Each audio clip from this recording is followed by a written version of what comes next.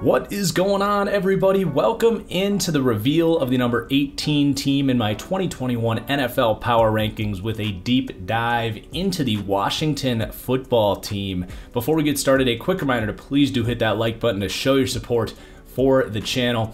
Also, make sure you subscribe and turn on notifications if you enjoy, as you don't want to miss an upload as we count down to the number 1 team in my Power Rankings throughout the summer.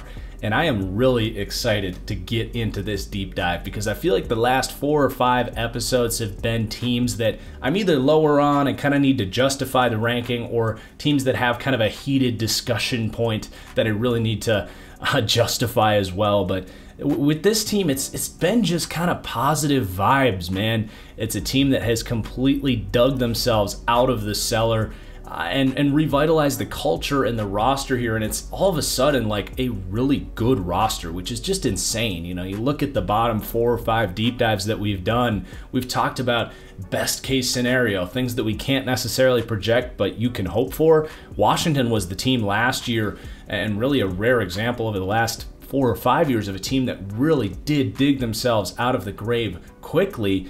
There's still some question marks here, absolutely, and we'll get into that.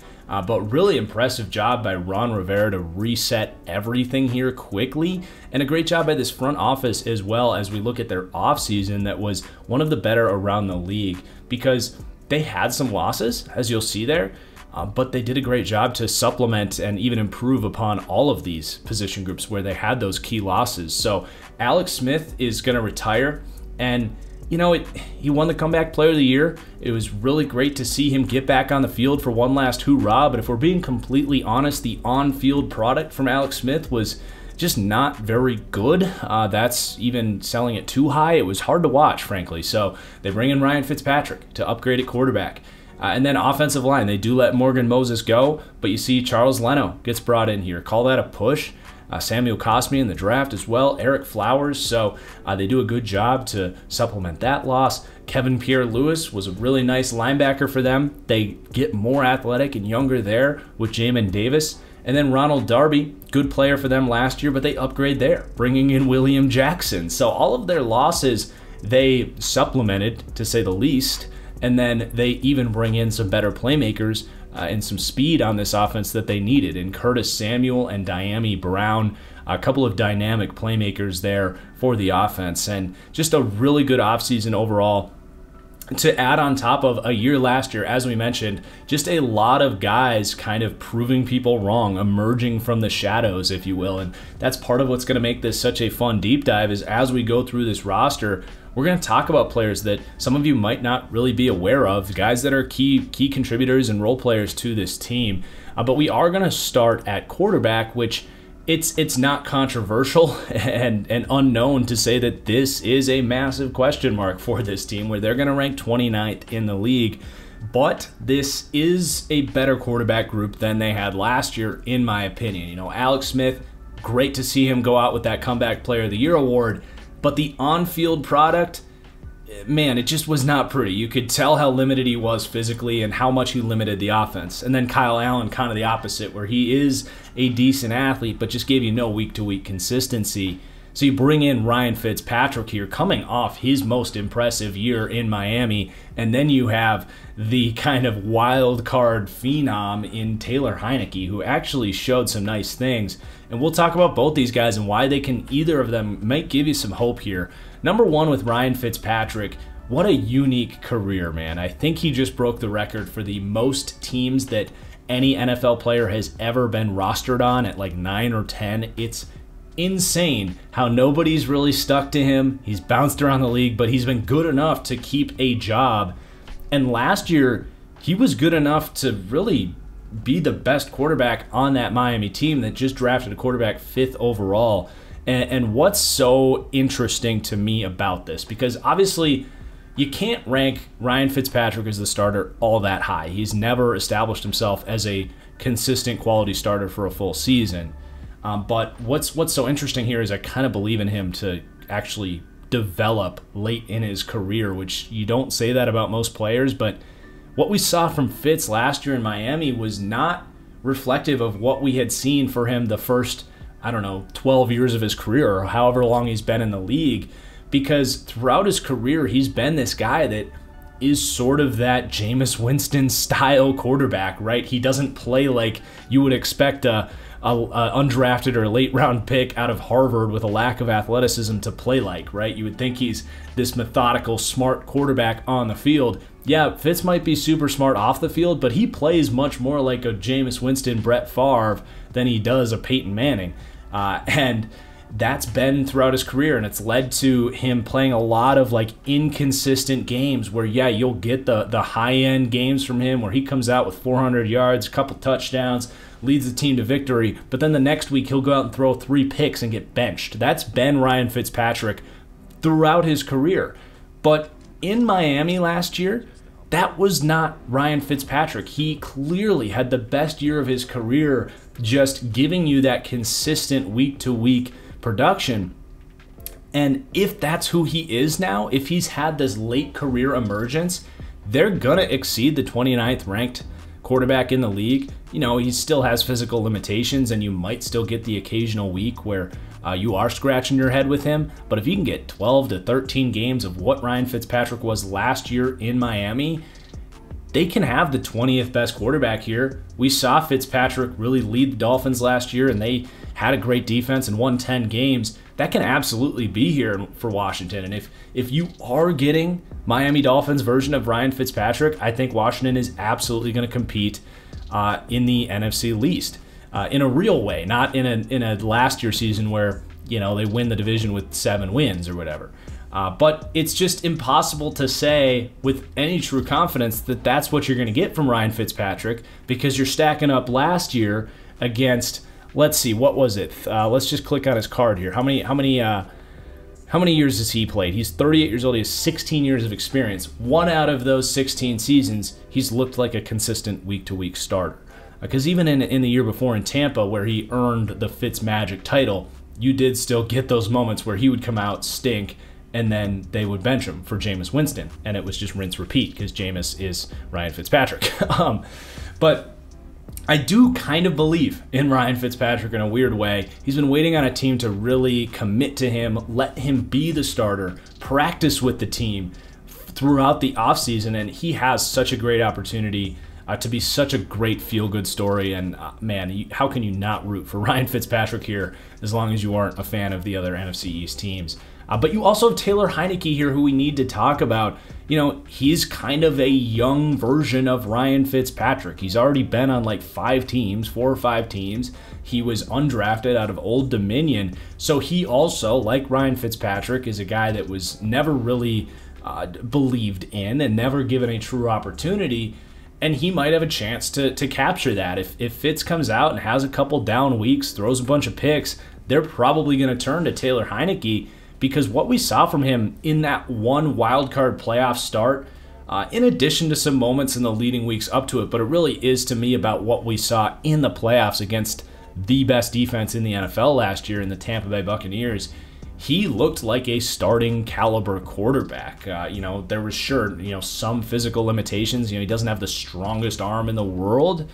His throwing mechanics are kind of funky. He really, holds it and pumps that ball high, but he was effective, and it was a combination of playmaking ability and athleticism to, show off some good pocket presence and extend plays, but also like really read defenses and push the ball downfield. He opened up the offense compared to what they had in Alex Smith. So he's another guy that if he gets an opportunity, who knows what really could be in there. Another guy that you can't rank too high. He had one great game in the playoffs and has bounced around the league for the other 4 or 5 years of his career. But these guys kind of have an it factor about them, and I'm really excited to see them. And I'm hoping that they can shatter this quarterback ranking of 29th. But in a series where we're trying to be objective and look at every team in a vacuum, you just can't rank these guys that high. But I don't think it's the worst quarterback room in the NFL, which you can certainly make a case that they had last season. You got Kyle Allen. If you get down to Kyle Allen, I think things have gone pretty bad here. He has some moments, some big plays in there. He's got a decent arm, but it's just not consistent from him. And Steven Montez is like an exaggerated version of all these guys with just big play explosiveness, but no rhythm, no consistency. So they rank 29th at quarterback. I really hope they shatter it, but I also think it's fair to say they rank 29th, and it's going to be a legitimate question mark as we head into this season. But the rest of this roster is really fun. So I'm excited to get through this. We got the running back room here. They're going to rank 24th. There's a lot of good running backs in the NFL, man, and I like Antonio Gibson, but there's just not a ton of depth here to elevate this ranking as a group. Antonio Gibson, just yet another third-round pick, great athlete, steps in and just hits the ground running, literally. Guy with size and speed and explosiveness that just translates to productive play on the field. If you want to knock him, it's just that we haven't seen elite-level production, and maybe, a lack of elite-level vision has yet to be shown on tape, but there's just nothing to truly criticize about Antonio Gibson. He's just a young, emerging star running back with a ton of explosiveness, and he's going to be the main reason this isn't like a bottom-ranking group. So he certainly has the potential to continue to grow and cement himself as a top half starter, which I don't think I'm ready to say he is quite yet, but there's no reason he can't get there. You got J.D. McKissick, who as a runner just doesn't offer a ton, but is that kind of classic starting caliber scat back and a nice compliment. Although Antonio Gibson's really good in the receiving game, so it's not like you need him. You got Peyton Barber, who's been kind of a scrappy, unathletic veteran.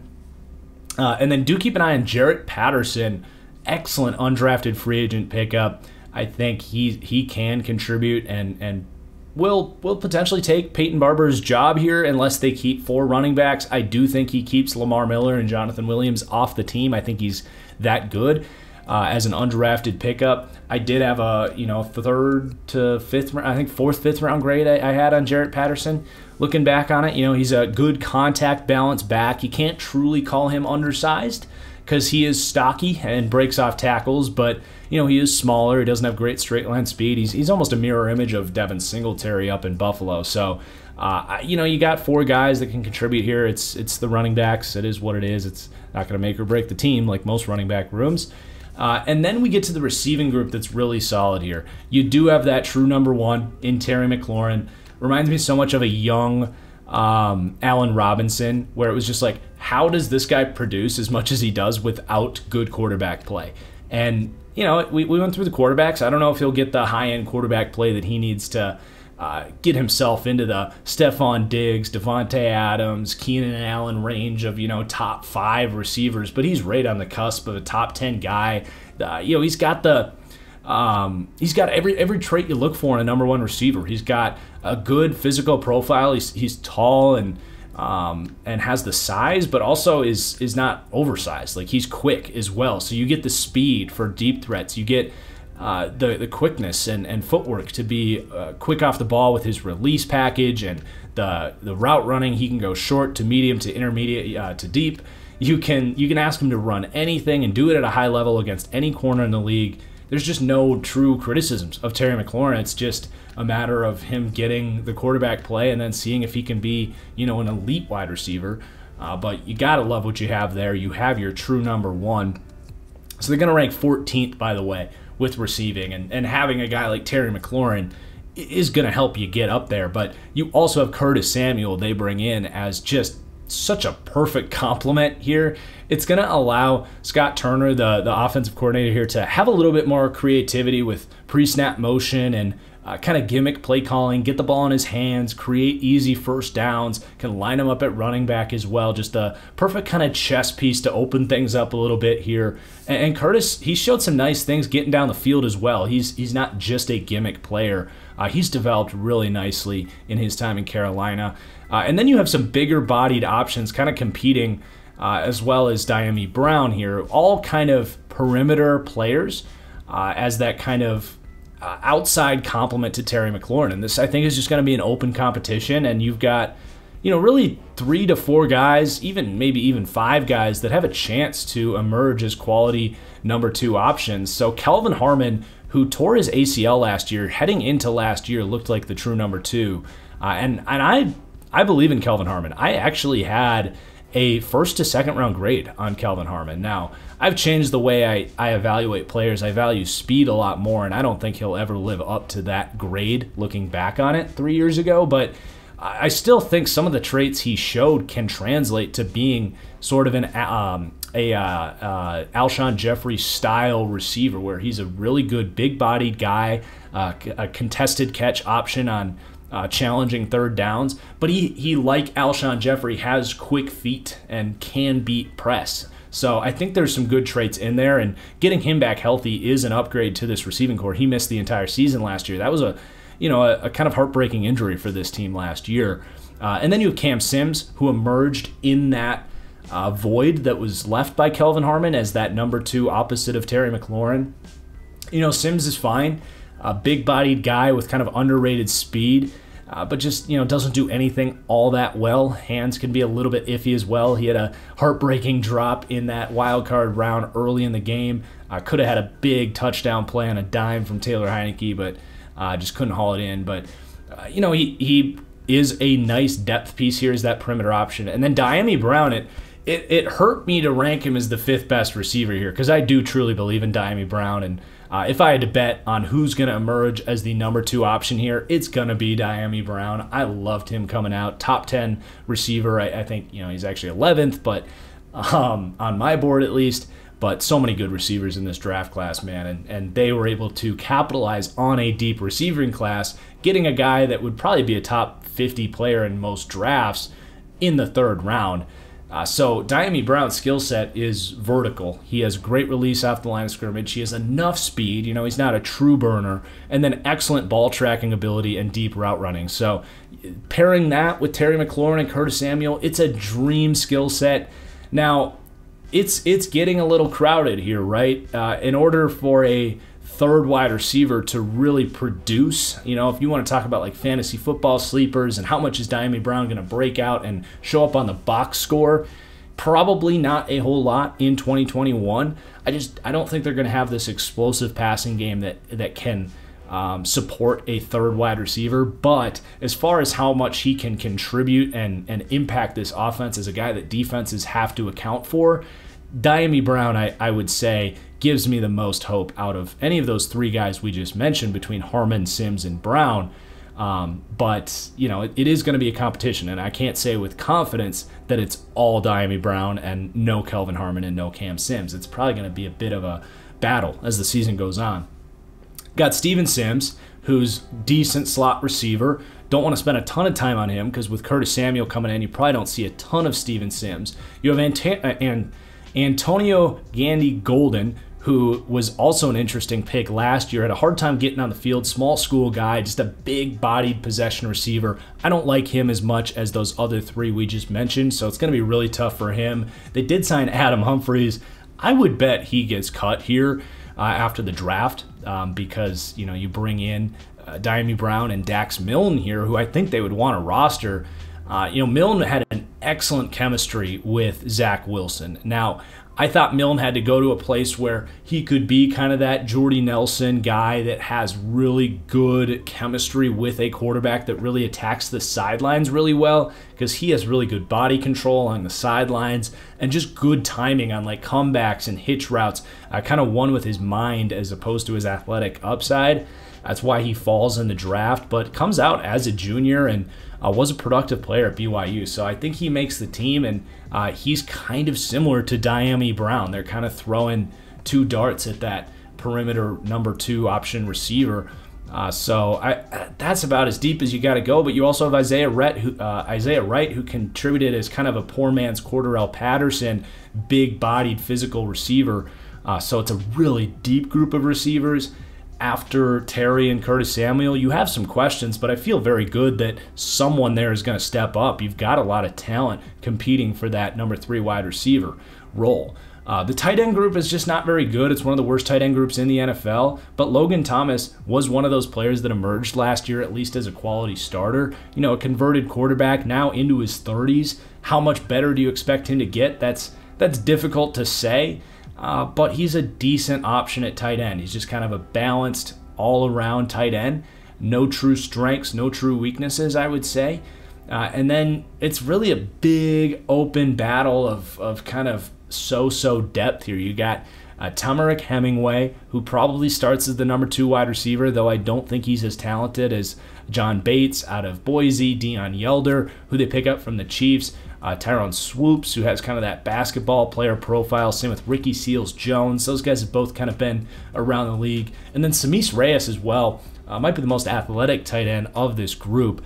Just kind of learning the position, and we'll see if he makes the team. But it's just a big-ass competition at tight end. But I don't see anyone challenging Logan Thomas all that much here. And yeah, it's just kind of a non-noteworthy group of tight ends. And then the running back contribution, you get some good receiving options here. So Antonio Gibson played a lot of receiver at Memphis. He's got the experience doing it.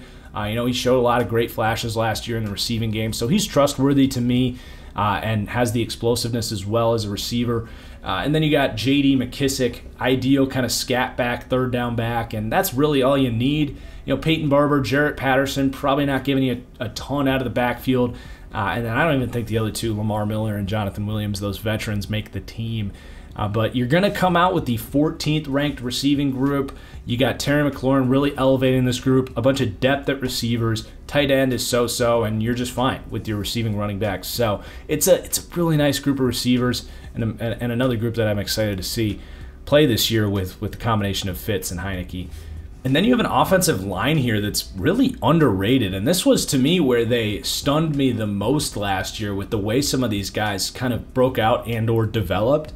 And they did a good job to continue to get better here. And it's now a top 10 offensive line, ranking right there at 10th.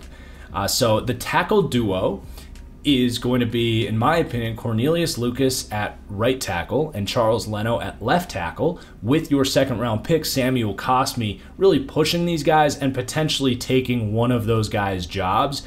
Charles Leno, they pick him up from the Bears. He is a stable, quality starter, not a super traitsy guy, but you kind of know what you're getting there as they pick him up. And then Cornelius Lucas, this was always a great pickup. As a guy that never really started in Chicago because they always had Massey and Leno ahead of him, but a dude with all the traits at 6'7", a ton of length, and had always graded out well when he had gotten the field for the Bears. And then last year, he really emerged as a quality starter, if not like a high-end starter for Washington. So him kind of similar to Ryan Fitzpatrick at quarterback is a late bloomer here. So credit this staff for getting that out of him. Very underrated player there, Cornelius Lucas, especially as a pass protector, just so tough to get around him with that length he has. But you also bring in Samuel Cosmi, one of the steals of the entire draft, in my opinion. Cosmi was a first-round tackle prospect in my mind, just falls because of how deep this tackle class was and potentially a couple reaches in there ahead of him as well. But he has everything you look for in a high-end starter. He's got the length. He's got the pass protection technique. He has get-off in the run game. He's stronger than people gave him credit for. Just a younger guy, but he produced in college. I really don't understand why he fell so much, to be completely honest. And he's beyond that in an opportunity where he doesn't even have to start right away. If he does start, I think you feel just fine about it. But you got some good veterans ahead of him. So the tackle situation, I think, is in really good shape. And then the interior is in even better shape. So Chase Roullier, his best year last year, he gets a big contract extension. He's a top 10 center in the NFL, all around, just quality game. And then you have Brandon Sheriff, mauling right guard. He's been underrated for a long time because this offensive line hasn't been that great and this team hasn't won a lot of games, so he doesn't always get the recognition. But he gets franchise tagged for a second year in a row here. Sheriff knows his value. I think Washington has been offering him contracts and he wants more. It's a team that converted him into guard, so it's not his fault that his market is lower. He was a tackle coming out of Iowa, but he's been one of the best guards in the NFL, so he helps this thing a lot. And then you bring in Eric Flowers as well. It's not like you needed Eric Flowers, but he was available for free, and they saw it as a slight upgrade and an opportunity to add even more depth here. Flowers was good in Miami last year, was even better for Washington the year before that. He's a guy that really struggled at tackle, but moving him into guard has been a good move for him in his career.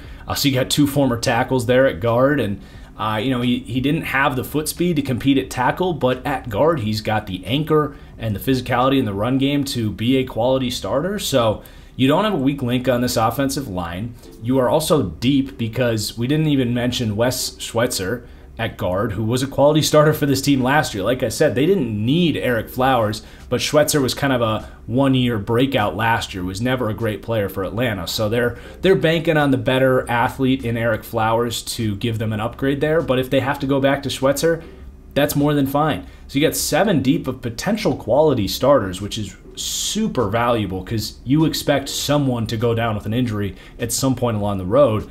So you got depth and versatility. And then you have some interesting prospects here as well. You have really Shadiq Charles, who was a 4th round pick in last year. I'm not a big Shadiq Charles guy. Was not really surprised to see him stink it up as a rookie. I thought that LSU line as a whole was really overrated because of the success they had. And I think Charles and Cushenberry are guys that really got overdrafted because of that. But it is what it is. And then Kamal Ishmael, a decent prospect at center. You've also got Wes Martin. Both those guys were mid-round picks last year. They've done a ton to improve this offensive line. They keep throwing darts here. They did it last year and it worked, and they're continuing to improve this group. So really underrated, balanced offensive line that I think is going to help this team do what they want to do. I think they can do both run blocking and pass blocking with this combination of players, and it's really impressive what this group has done. So top 10 offensive line. Now, that quarterback situation here is going to drag this thing down quite a bit. That quarterback play carries a lot of weight.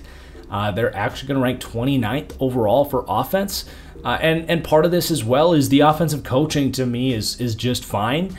Scott Turner, he gets a lot of credit. And I don't know, I haven't seen necessarily amazing play calling from Scott Turner. I wouldn't say he's a weakness necessarily, but I'm not ready to say Scott Turner is a strength. I'm excited to see what he can do with an improved group of talent with the receivers and the O-line, the quarterback. Everything got better here. It's just a matter of seeing this all come into place. But, this was one of the worst offenses in the NFL last year. They've made a lot of great strides towards improving that. It's just a matter of putting it to action now. And the scheme is to me very pro style. Just watching them back, just kind of balanced combination of all the typical pro style concepts. It's part of why I'm not super excited about Scott Turner. I don't think he has a ton of imagination with his offense. I think he just kind of runs pro style concepts, and he's a quality offense coordinator, but nothing crazy there. So I wouldn't mind seeing a little bit more creativity there with now getting Curtis Samuel in there, especially. You got Antonio Gibson you can do some fun stuff with. So it's a wait and see as far as the offensive coaching and all that stuff.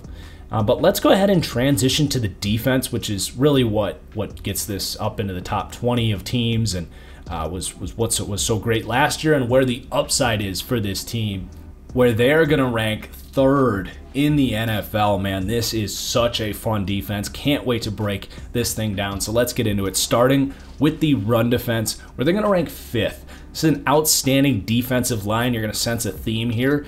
And they're probably even better pass rushers than run defenders, at least as you look at the interior there with Jonathan Allen, who is a little bit lighter and was never known for his true raw strength. So in run defense, you can see him get moved around. He's never been a high-end run defender. So if you've got a knock, it's there, as well as the linebackers here, which we'll talk about. But Daron Payne, stud against the run. And, it's not like Jonathan Allen has to be out there all the time, though he is because he's such a good pass rusher. But Tim Settle's one of my dudes, man.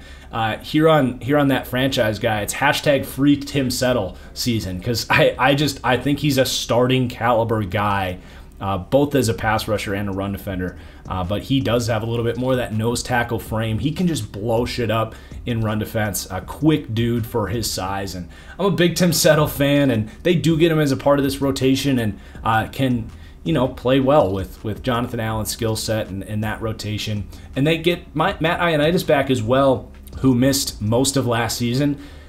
As well, a guy that is a little bit more full steam ahead, not as much of a disciplined run defender. So as a whole, the interior group there, you can see and will see that they're better pass rushers than run defenders, but certainly good enough. I don't think you really need to get as deep as Devaray Lawrence and Gabe Wright, but some options there as well. And then on the edge, this is the best run defending group of edge players, and will be making a case this year for being the best pass rushing duo as well. But Chase Young, freaking monster, man. Watching back that Bucks game in the playoffs before I recorded this, I was just like, God, dude, Chase Young, if he just, we'll talk a little bit more about him as a pass rusher, but his just like raw physical traits are so dominant. Like when you run inside zone in the NFL, for example, you don't block the backside defensive end, but you can't do that against Chase Young. You have to either trap him with the tight end coming back the other side, or you have to just run duo as your inside zone where you do block the backside defensive end, because he can close that. He can get over two gaps so quickly. It's insane. Like, that's just one thing he does well in run defense. He's got the length and power as well. And then Montez Sweat, who's another just freak who just off of athleticism alone was going to be a good run defender coming into the league. But he's done a great job at developing his effort and discipline. That was a question for me coming out of Mississippi State. To now the point where like you are going to have such a hard time getting to the edge against that duo. The depth really isn't worth talking about from a run defense standpoint, in my opinion. You have some interesting flex athletes that might get in as a third pass rusher, but for early down run defense work, and maybe you mix in a combination of Ioannidis and Jonathan Allen as an early down defensive end in some systems as well there. But it's really about Chase Young and Montez Sweat setting the edge there at an elite level. And then the linebacking group is fine. John Bostic is kind of a blast from the past, starting caliber run defending middle linebacker. They obviously bring in Jamin Davis to eventually overtake that role, but I do think Bostic still plays some early down base 4-3 reps there. You got Cole Holcomb, just kind of a good weak side linebacker, smart player. I like Cole Holcomb. And then Jamin Davis as well. A guy that is still developing as far as how to diagnose runs and organize a defense and thump. A guy that plays really well in space. That's why I do think we still see John Bostic in Jamin Davis's rookie season, but I do think they hope that Jamin Davis can overtake the middle linebacker role there. You also have some interesting depth. David Mayo can also be a veteran presence in run defense. You got Khaleke Hudson, who, he's kind of a flex safety outside linebacker. It's tough to say where he fits into the picture here because you also have Lyle Collins. I don't normally do this, but in certain systems, when you see that strong safety come down and basically play like a linebacker, I should have done this with Jabril Peppers. I actually did do this with Jabril Peppers, now that I think about it, for that Giants deep dive as well. Same idea there, that safety who's also a linebacker and is going to take the place in a lot of times, in a lot of packages of a John Bostic or a Jamin Davis. So he to me is also a key contributor to the run defense, and he is a factor, and they get him back as well to upgrade this thing.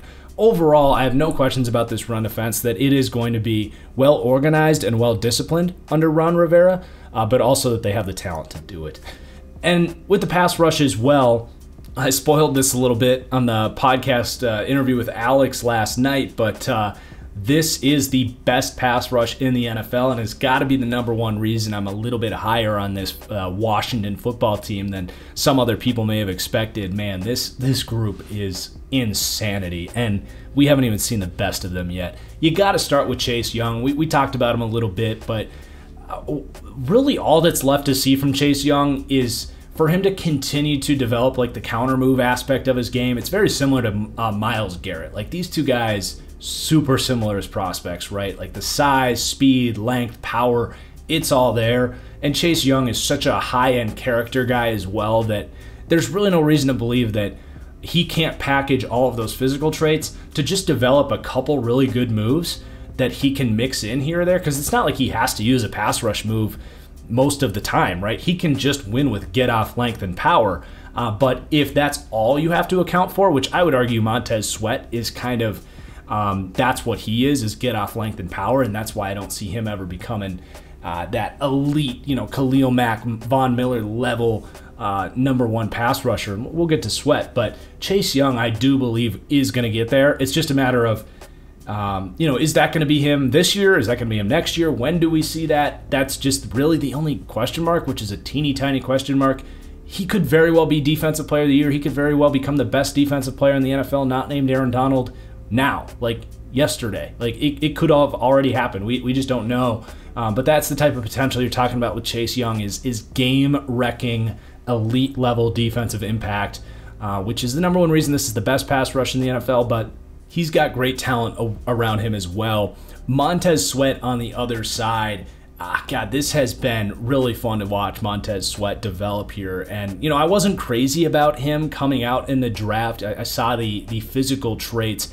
But for one, like I said, he didn't have a very polished skill set. He's a very one-dimensional pass rusher, which may or may not limit his upside moving forward. I think it likely keeps him out of that elite echelon, like we said. But the other thing with Montez Sweat was he was a late bloomer and a guy that I thought just needed to really get a coach and a system that could get the most out of him and develop him. And I think we have seen that, especially with the effort in run defense for Montez Sweat, has been a huge difference to me from what Ron Rivera has been able to get out of him and what we've seen from him in the past. And I think something has really clicked into something special here, because you're talking about a guy with 4.4 speed, 260 pounds, length, power. The dude looks like a freak. So, I would say the sky's the limit, but I do have questions about him, having the quickness to really establish a finesse skill set about him. But as a number 2 pass rusher, complemented to potentially the best in the NFL someday in Chase Young, you have well more than enough in Montez Sweat as a guy that can push the pocket, I would compare it to what Bud Dupree was for TJ Watt, but to an even more explosive level with Montez Sweat. Push the pocket, someone you have to account for, is still going to be on quarterbacks' minds, but doesn't have to be your alpha. So, man, this I would say has a very good chance to evolve into the best pass rushing duo in the NFL if it isn't already there. But then you have really outstanding interior pass rushers as well. Jonathan Allen is just a freaking technician, man. He's not the most athletic guy on the field. He's not the strongest guy in the field, but he plays with outstanding leverage. He has good technique. He knows different ways to beat you. Just a super, even underrated pass rusher at this point. Deron Payne next to him, more of a better run defender than a pass rusher, but he can get you some stuff. They stunt him up and kind of make him an option as a 4th pass rusher, but they were also forced to do that a lot because of the Matthew Ioannidis injury. So, like I said, Ioannidis will probably be rotating in for Deron Payne a lot of the times here. And Ioannidis, he is explosive off the ball, and he does give you a power element that you don't always get with Jonathan Allen. So it's just a super nice compliment there on the inside. And even Tim Settle is like strangely quick off the ball and can do some nice stuff on stunts and can get in there and create some pass rush. So you got 6 outstanding pass rushers there. Sorry, not 6 outstanding pass rushers, but you're 6 deep with really 2 outstanding guys and Sweat, who's an awesome number 2, and some good rotational pieces. It's a pretty ridiculous pass rush that I think this year we're going to see the best version of these guys, and it's going to be explosive and it's going to contribute to one of the best defenses in the NFL. The edge depth, on the other hand, you got to keep Young and Sweat healthy, because you got James Smith-Williams, William Bradley King, 7th round picks. Shaka Toney as well has some athleticism. Casey Toohill, they're trying to develop. He might be a bit of an off-ball linebacker project as well. Jalen Jelks. It's a bunch of developmental options. They didn't really fill the void of Ryan Kerrigan on his way out here, but it's fine. They've got their pass rushers, and they'll be just fine with the group they have. And again, you might be able to see some Ioannidis or Jonathan Allen playing some 5 technique if anything were to happen to Sweat or Young and you need to get some snaps there. So the number 1 pass rush in the NFL, Washington fans will be really happy to see that. And then the linebacker grade here, it's fine. They rank 20th. Cole Holcomb's a really nice, balanced, weak side linebacker. Do it all, kind of jack of all trades, master of none, smart coverage player as well. Just, like I said, jack of all trades, master of none, really good, underrated player that I don't think a ton of people are necessarily aware of, kind of that coach's son's mentality with slightly above average athleticism. Good, solid player, but they drafted Jamin Davis for a reason, right, to get some more upside at this linebacker spot. So between him and Bostic, I think it's going to be an easing in process. I did think Jamin Davis is a bit of a more of a, I don't want to say project, but a little more of a developmental pick, hoping that Ron Rivera can do what he's done for so many of these guys to get that upside out of the freaky athlete here in Jamin Davis. I love the Zach Cunningham comparison for Jamin Davis, though he's a slightly more athletic version of Zach Cunningham. I want to see him develop as a run defender, the ability to kind of stack and shed and play between the tackles a lot more. And he's still a super young player that hasn't played a ton of linebacker, even at college. So the coverage instincts and the understanding of route concepts and that route recognition, it's all going to be stuff that needs to be developed there. But that athleticism is also going to show up as well and give you those flashes. So how is that balanced with a John Bostic there, with a David Mayo, that veteran kind of experience on the inside there? We'll see. You know, Bostic is a liability in coverage. He's got that old school mentality. He really does struggle with play action, and he just can't help himself but come up and try to make that big stop in the backfield, and then you see them drop that RPO over his head or that deep dig over his head off of play action. It's the reason they brought in Jamin Davis, was to get more of a modern thinking linebacker that's a little more used to seeing all of this crazy shit that NFL offenses are throwing at these linebackers. It's such a tough position to play these days. But Bostic's probably going to have his role here. Khaleke Hudson, I still believe in Khaleke Hudson. They don't seem to quite as much. I thought he was a really nice pick out of Michigan. He might just be depth to Landon Collins here, honestly, as that kind of bandit safety linebacker role, because you kind of got Holcomb and Davis are more of your coverage type linebackers here. So I don't think we see Khaleke Hudson, but if we ever do, I do believe in him as a cover linebacker, as a weak side linebacker type. And that's really all you got there. You got some veteran depth there that I don't know if they'll make the team, but they rank 20th at linebacker. It's a decent group. I'll just leave it at that. And then the secondary, really nice secondary here. They rank 9th in the NFL. I don't think it's an elite group, but it's certainly more than good enough. And we kind of know what this group is, too. There's not a ton of question marks, though I don't know how much better this group's going to be than that. Although William Jackson, he grades out as an 82 for me, and he could actually well exceed that. He's been on some rough defenses the last couple of years in Cincinnati, but he had one outstanding season where he looked like a top 5 corner. I think it was 2019. He's a former first-round pick with a ton of athleticism. He's not young by any stretch of the imagination, but now surrounded with all this talent. A breakout season from William Jackson. I think Stephon Gilmore had his best career year at the same age that William Jackson is right now. So to see William Jackson maybe have a top 5 cornerback season, I think it's possible for him. It's just been a while since we saw him play at that level. But a good scheme fit, a team that really runs a lot of different coverages, and it's the same kind of idea that they have in Cincinnati, in a 4-3 defense where they run a bunch of different coverages. So he's comfortable here. It's just a matter of him getting back to that high-end level. I thought that was an outstanding signing. And then you have Kendall Fuller, who can now be a true number 2 corner, which I think is where he's best suited to kind of slot in. Man, I don't know what I want to say about Kendall Fuller, because I really like him. I think depending on who you ask, he might be slightly overrated by some, but underrated by others. I just think he's a really good starter. Now being a number 2 is kind of the perfect role for him. And again, great scheme fit as well. He's not an elite athlete. You do see him get beat.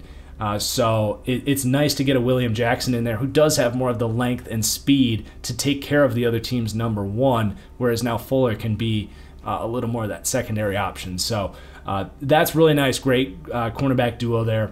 And then you got Jimmy Moreland, emerging young slot corner in the slot. I have no reserves about him. And then a lot of depth as well. So Benjamin St. Juste, a 3rd-round pick here.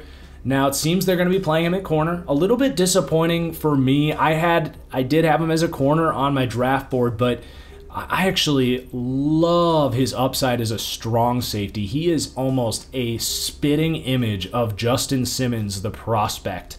Not quite as high-end like athleticism, but very close at 6'3", 200 pounds. He also was one of the best, if not the best, tackling cornerbacks in this class, which would translate immediately at more of a strong safety, slot corner, hybrid role. And maybe they do still use him there, but it does seem like they have him as an outside corner, and I just think he has a limited upside there because he's not a great cover corner.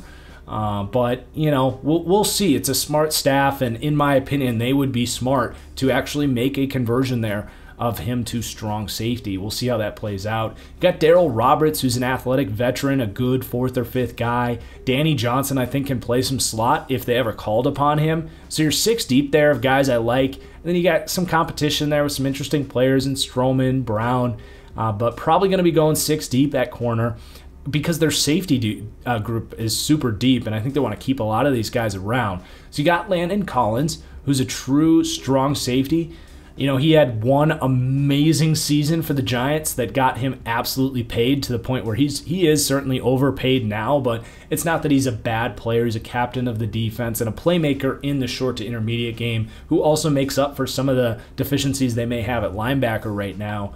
And he's a guy that missed most of last season, so he's kind of an addition to this secondary. And then Cameron Curl, we mentioned some guys that may be unknown here. He is an underrated kind of breakout rookie from last season. You know, I don't think he has elite end athleticism to be a high-end consistent cover safety, but a guy that was what, a 7th round pick last year, and really stunned with his ability to contribute immediately as a balanced do-it-all safety. And they run a lot of split safety, 2 high defenses, so you're not asking either of these guys to be that true cover 3, you know, single high free safety, because that would be the deficiency of either of these players, is they don't have high-end range and speed at the top of a coverage like that. But in cover 4 quarters or coming down and playing some more man coverage as well, both of those guys can be moved around and disguised and used really well in this system. And then you have Jeremy Reeves, definitely an underrated player that looked real good last year as another versatile safety piece. A Southern Alabama undrafted rookie in his 4th season, getting an opportunity and proving that he can play, man. He's a good 3rd safety.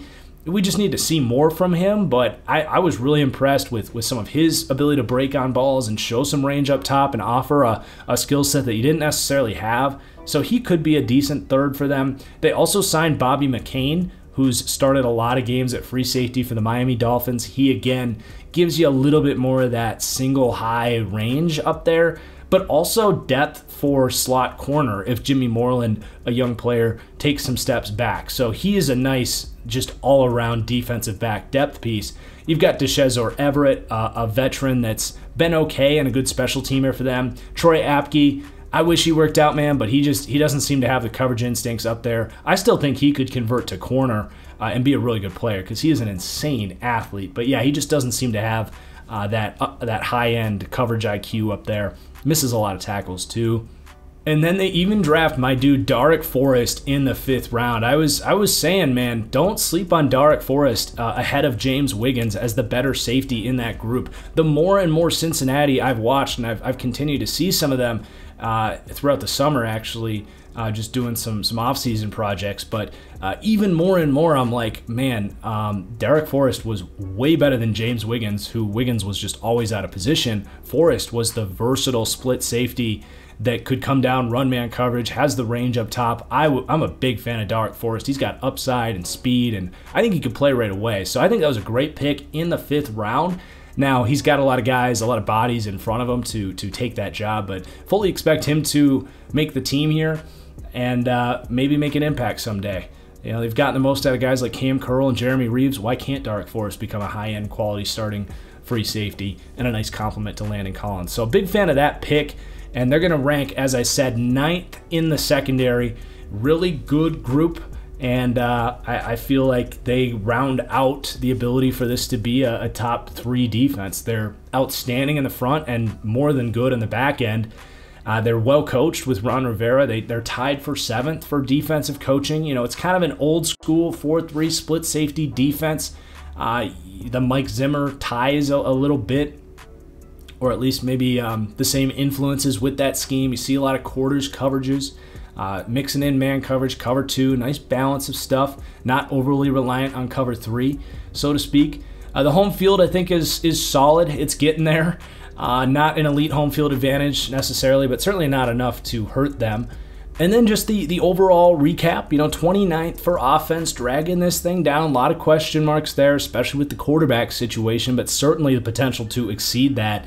The third-ranked defense, and then they're going to come in tied for 12th with special teams. They got a good kicking game, good punting game, all around, good coverage unit. They buy into the mentality of special teams. Maybe some question marks in the return game, but it is certainly a good special teams here in Washington. And then the culture, this thing is really climbing up, man. I think they probably would have ranked 32, 31 last year, so to climb up to tied for 19th already after one season, it's impressive, man, and it's growing. They're still learning a lot about themselves as a team, but super impressive how far they've come. Some people are going to point out the culture fines. This team literally got fined like $1 million for having a quote-unquote bad culture. That was on the business end, and I think they've made some changes in there internally as far as I've heard, but clearly the culture of the football team, pun unintended on that one, but the culture on the football side of things, I don't have any questions about it, man. Ron Rivera has done an outstanding job and could certainly prove that 19th is too low. But I do think there's still some things that this team is learning about themselves. And then the strengths and weaknesses, obviously the front seven. It's been a theme for these last few teams. These guys are really closely clustered with the Steelers and the Bears, where you've got the pass rush and the run defense figured out. And then you're just kind of poking at the offense a little bit. But overall depth for this team, really just across the board. You go receiver, offensive line, front seven, defensive backs. You have depth across the board. I am so overwhelmed with how much development and depth this team has shown over the last year. And then they have a blue-collar mentality that plays really well. They're a team that made the playoffs last year as well. They have a chip on their shoulder and the right approach as a team to get the job done this year. Their weaknesses are going to be inconsistency at quarterback and a lack of offensive identity that they need to discover for themselves. But again, if Ryan Fitzpatrick is what he was in Washington last year, you're going to see this team really stun a lot of people and be not just in the mix in the NFC East, but also be a team that can compete and win some playoffs and maybe even go on a run. If they can have an elite defense, which I think they certainly have the potential to have. So let's take a look at their schedule, and this does hurt me quite a bit because their over-under is 8 wins, and we've had the last couple teams around 9 wins, and I was really ready to say Washington 9-10 win team coming into the playoffs, but I look at their schedule and they came out 6-10, man. And this is just a reminder that record is not a reflection of power ranking. I technically have them finishing below the last few teams that we've done in the records. But I think they're a better team because the schedule matters and who you play matters.